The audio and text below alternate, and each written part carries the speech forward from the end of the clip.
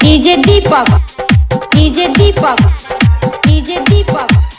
DJ Deepak DJ Mani Shankar DJ Mani Shankar DJ Mani Shankar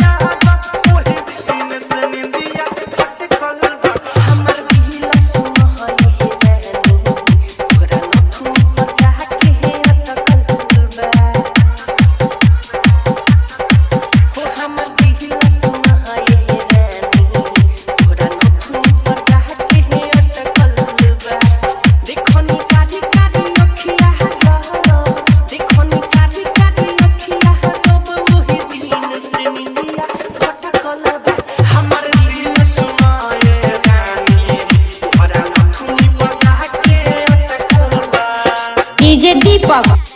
DJ Deepak DJ Deepak DJ Deepak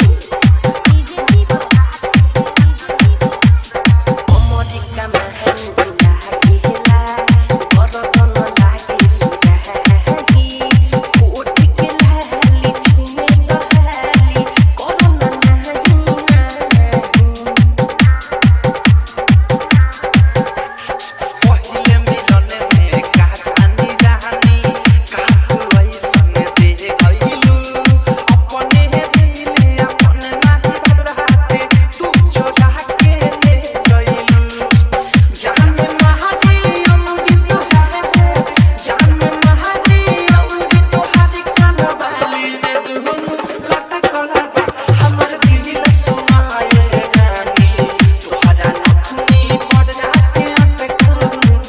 DJ Deepak